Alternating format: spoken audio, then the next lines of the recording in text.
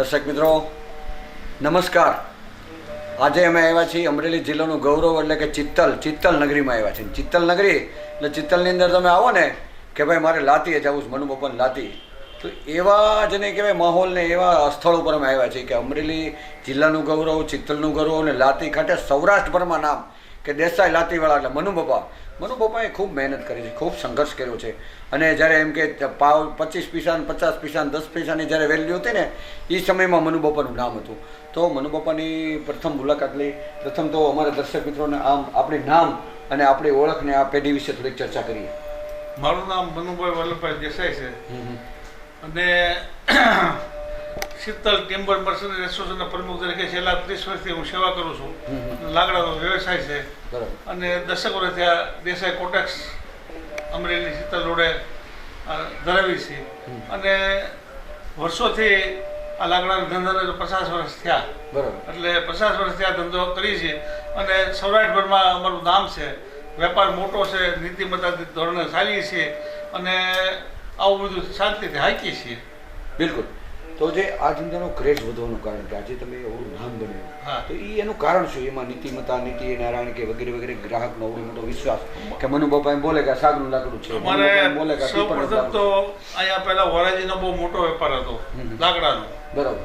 શીતલમાં train જેટલી આવતી pack train હોય, એન્જિન કાઢી નાખે 20 ડબ્બા હોય, 30 ડબ્બા હોય, એક જ ધણીના ડબ્બા, એવું મોટું વરાજીને લાગતું હતું. બરાબર. પછી આજથી 52 વર્ષ પહેલા હું શીતલમાં આવેલો અને મજૂરી કામ કરતો હું આવેલો. ત્યારે મેં સૌ પ્રથમ એક લાતી બજારમાં મુલાકાત લીધી.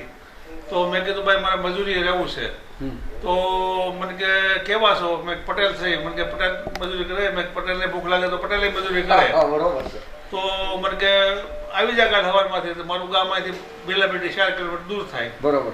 એટલે સવારે ટિફિન લઈને આવું અને સાયકલ તે નહોતી, ભાડેની સાયકલ. એમ શીતલમાં સાયકલના સ્ટોર ઘણા હતા. બરાબર. એટલે સાયકલના સાંજે ઘરે જાવ તો એને સ્ટોરે સાયકલ લઈ જ જાઓ અને બંધ કરવાનું હોય, મારે સાયકલ લઈ જવાનું હોય. સવારમાં આવીને ખોલે ને હું એને આપી દઉં. 30 પૈસા સાયકલ ભાડું આપતા. અને મેં શેઠને કીધું મેં પગાર શેઠ હું આપશો? મને કે તું 1 મહિનો કામ કરે મારી લાતીમાં, તારી લાયકાત, તારી આવડત, તારી હોશિયારી, તારો અનુભવ, તારી નીતિમત્તા, આ બધું જોયા પછી તને પગાર અમે આપીએ. 1 મહિનો મેં પગાર નોકરી કરી તો મને કે તને 90 રૂપિયા મહિને પગાર આપશું. અમે કાંઈ વાંધો નહીં. એ વખતમાં તો આપણે ઘણો પગાર ગણાતા. 90 રૂપિયામાં મહિનામાં રહ્યો. એટલે પછી મને હું 17 મહિનામાં આવેલો. એટલે ત્યારે મને એવું કીધેલું કે ભાઈ 17 વર્ષની જેઠ 3 મહિના અમે તને રાખશું, ભાઈ ચોમાસામાં અમારે ઘરે કે હોય નહીં. તો મેં કીધું ચોમાસામાં અમારે ખેતીવાડીની મજૂરી પણ સારું થઈ જાય છે તો અમે મજૂરી કરી લેવું. પણ 3 મહિનાની બધી 3 મહિના થયા એટલે મેં શેઠને કીધું મેં હવે વરસાદ પણ સારા થઈ ગયા છે, ખેતીવાડીનું કામ સારું છે અને હવે તમારે જરૂરિયાત ન હોય મને રજા આપો તો હું ખેતીવાડીને લાગી જાઉં. બરાબર. મને કે રજા આપી છે પણ બીજા માણસને આપવાની છે હવે તારે બદલે, અને તારે અહીંયા અમારું છે. તો મેં કીધું શેઠ પણ 90 રૂપિયા પણ નહીં મેળવે તો મને કે શું લેવાનું થાય છે મહિનાના 90? હા. એટલે મેં કીધું 125 રૂપિયા આપજો. 125 દીધા. એમ કરતા મેં 5 વર્ષ નોકરી કરી અને લાકડાનો બધો અનુભવ કર્યો. હાજરનું લાકડું કહેવાય, હાગનું લાકડું કહેવાય, હળદરવાનું કહેવાય, ફલાણું કહેવાય, ઢીકડું કહેવાય.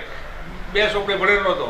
પછી રાતે ગુણાકાર ને ભાંગાકાર ને એવું બધું શીખવું. એમ કરતા કરતા મને હિસાબ આવડી ગયો. 5 વર્ષ મેં નોકરી કરી અને એક મારી ભેગા નોકરી કરતા ભેખાભાઈ ધામી, અત્યારે ધામીને લાતી થઈ. બરાબર. એટલે અમે 2 ભેગી નોકરી કરતા. મને 125 આપતા ને એને 150 આપતા. પછી મેં 5 વર્ષ નોકરી કરી, એને 20 વર્ષ નોકરી કરી. પછી મેં ભીખાભાઈને કીધું ભીખાભાઈ આપણે હવે બંને જણા કંઈક ધંધો કરી, અમારા નોકરીમાં કાંઈ વળે છે નહીં. મને કે આપણે પૈસા મૂડી ટૂંકી છે, હું આપણે ધંધો કરવો? મેં કીધું આપણે જલાનો ધંધો કરીએ, જલાનો ધંધો ટૂંકમાં થઈ જાય.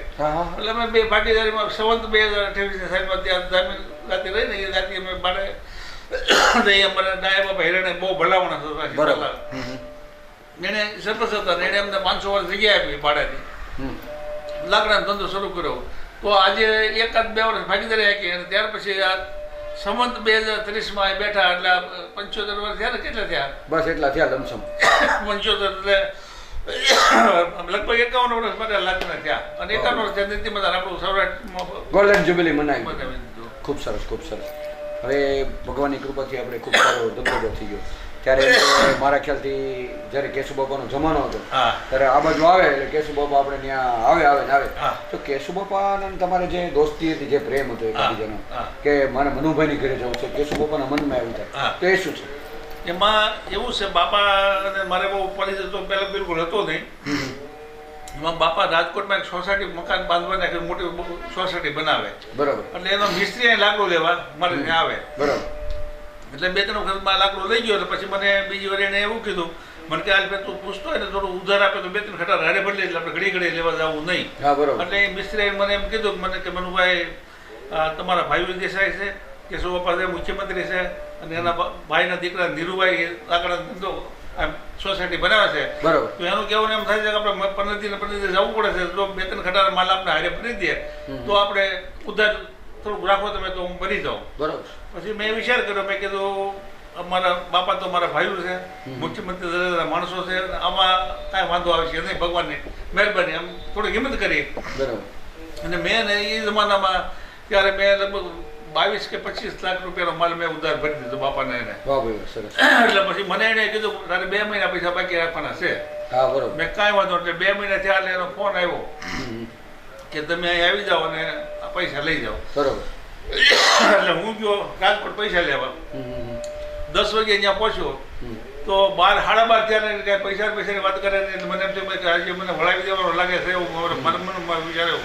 પછી 12:30 વાગે જમવા બેહાડ્યો. મને કે જમવા માટે તમને પૈસા નહોતા આપ્યા, જો પૈસા આપી દો તો તમે જમવા રોકાવો નહીં, હવે જમી લો અને પછી પૈસા દઈને ચાલો તમને બેઠે રવાના કરી દો. ઈયરસામાં મને એને જે મારી રકમ થતી એક સેટ કે બધા પૂરા પૈસા આપ્યા અને સંતોષ વ્યક્ત કર્યો કે મારો બહુ સારો આપ્યો, 2 મહિના ઉધાર આપ્યો, આવડી રકમ રાજકારણ કોઈ આપે નહીં, અને મારા એના વખાણ કર્યા. પછી ઈયરસામાં મારા નાના ભાઈના દીકરાના લગ્ન હતા, એટલે મેં બાપાને કીધું બાપા તમે લગ્નમાં જો આવો તો મારા નાના ભાઈના દીકરાના લગ્ન છે અને અમને અમારી આબરૂ વધે, તમે આવો.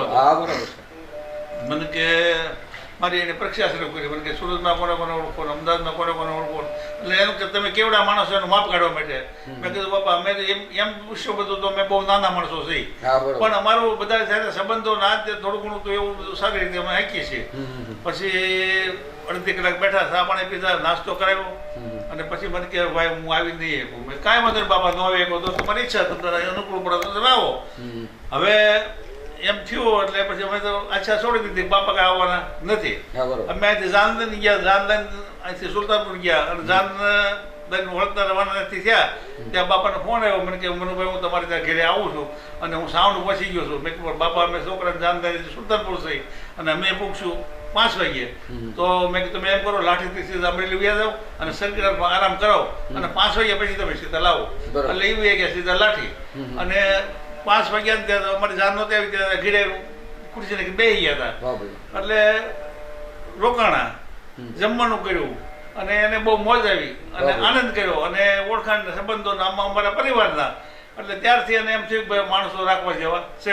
અવારનવાર પછી સોસાયટીના કામ ઘણા આવ્યા, ઘણું લાકડું લીધું અને આપણી સાથે સંબંધો એવા રાખ્યા. અમરેલી જિલ્લામાં ગમે ત્યાં પ્રવાસે આવતા તો પહેલા મારી મુલાકાત લે, મને કે અહીંયા જાઉં છું, જવા જેવું છે તેમ બધું હું કહું કે ભાઈ વાંધો નહીં.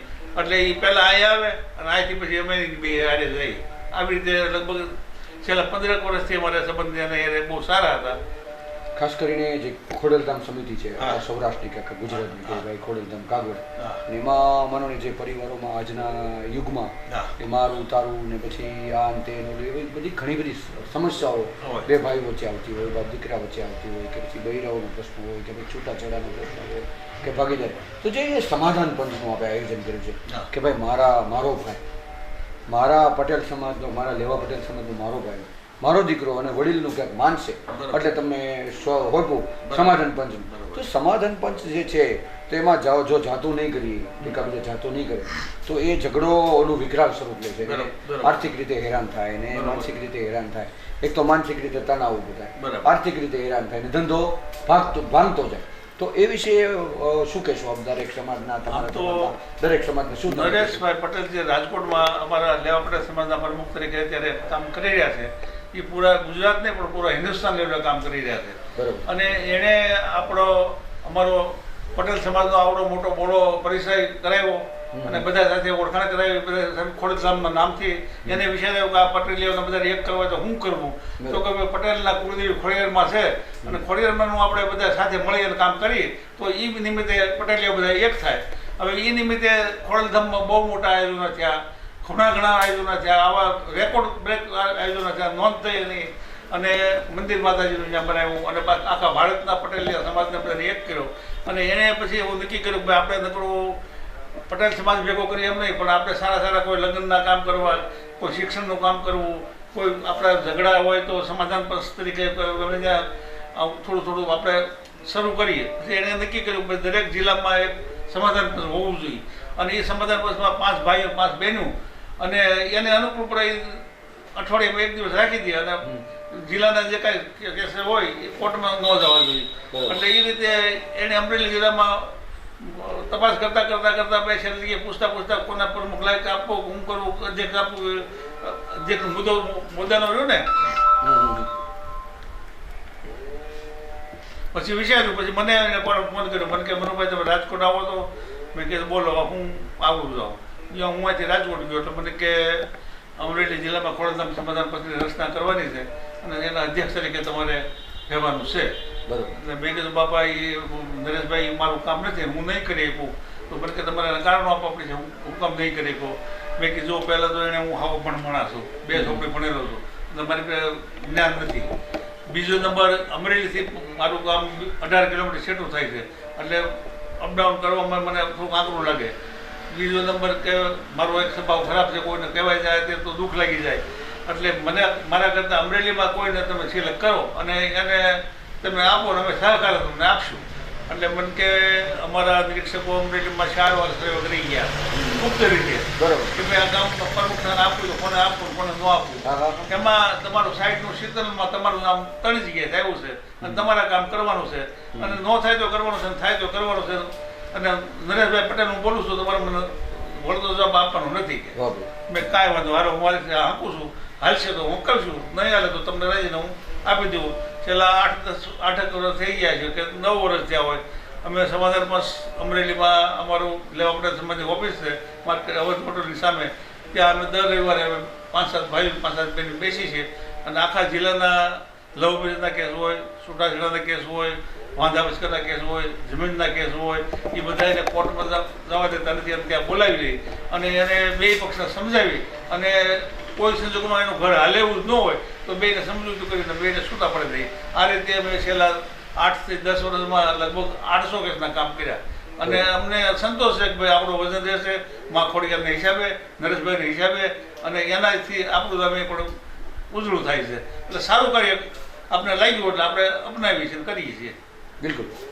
હવે નજીકના સમયમાં દિવાળી, નવું વર્ષ, પછી ધનતેરસ, ભાઈબીજ, જલારામ જયંતિ, દેવ દિવાળી, તહેવારોના ઢગલા હશે. એટલે ટૂંકમાં અત્યારે લોકોમાં આનંદ ઉત્સાહનો માહોલ છે કે ભાઈ દિવાળી આવી. તો આપ કેવા મનથી કેવા દિલથી દિવાળીના નવા વર્ષની શુભેચ્છા પાઠવું? હું આખા દરેક સમાજ, પટેલ સમાજ નહીં, જેતે જ્ઞાતિ હોય 18 વર્ણને હું સારું છું અને બધાને કહું છું ભગવાન સૌનું, પટેલ સમાજનું નહીં તો દરેક 18 જ્ઞાતિ આપણી છે બધાને ભગવાન દિવાળી સારી રીતે ઉજવે અને આનંદ કરે અને આ રીતે દર વર્ષે દિવાળી ઉજવતા રહે અને સારા કાર્ય કરતા રહે અને સંપથી રહે એવી મારી ભાવના છે. બરાબર. અને ખાસ કરીને મને તમારો હાલનો હોદ્દો જે છે એ મારા દર્શક મિત્રોને જણાવો અને આપની ઓળખ આપો. હાલનો હોદ્દો તો લાકડાનું સ્થળ તો આ ચિત્તલ મારું છે. અહીંયા હું ચિત્તલમાં ટિમ્બર એસોસિએશનના પ્રમુખ તરીકે 35 વર્ષથી છું. અમરેલી જિલ્લા ટિમ્બર એસોસિએશનના પ્રમુખ તરીકે હું 25 વર્ષથી છું. બરાબર. પછી ખોડલધામ સમાધાન પક્ષમાં અધ્યક્ષ તરીકે હું 8-10 વર્ષથી બેઠું છું અને અમદાવાદ અમારી કારોબારી કમિટી ઓલ ગુજરાતનું છે એમાં પણ મારી બેઠક છે. એટલે આ રીતે થોડું થાય પ્રવૃત્તિ કરી છે અને હું નિવૃત્ત મણા થઈ ગયો અત્યારે આ રીતે હાકીએ છીએ. દર્શક મિત્રો, મનુબાપાએ ખાસો સમય પોતાની જીવનની સંઘર્ષ ગાથા કે ક્યારથી એણે 90 રૂપિયાના પગારથી ચાલુ કર્યું, 90 રૂપિયામાં નોકરી કરતા હતા. 90 રૂપિયા એટલે રોજના મને 3 રૂપિયા થયા. આ 3 રૂપિયામાં બાપા નોકરી કરતા 3 રૂપિયા વિચાર તો કરો. એ હવે જૂનો ઇતિહાસ બાપાએ અમને કીધો. અમે ભાગશાળી છે કે હું ઇન્ટરવ્યૂ અમને મળ્યું એટલે લોકોને જાણકારી મળી. અને નજીકના સમયમાં દિવાળી અને નવું વર્ષ આવી રહ્યું છે તો દરેક સમાજના લોકો 18 વર્ષના લોકો, રાજકીય અગ્રણીઓ, વેપારી મિત્રો, પછી એમના સ્ટાફગણ, પછી વિજયભાઈ, પછી મહાદેવભાઈ, બધાને એના સગા સંબંધી વેવાય એમના શીતલ આઈસ્ક્રીમમાં એમના વેવાય દરેકને દિવાળી અને નવા વર્ષની શુભેચ્છા પાઠવી રહ્યા છે. એમ્બલ ટીવી ન્યૂઝ, મનોજ સેદાણી, દેસાઈ લાતી, ચિત્તલ.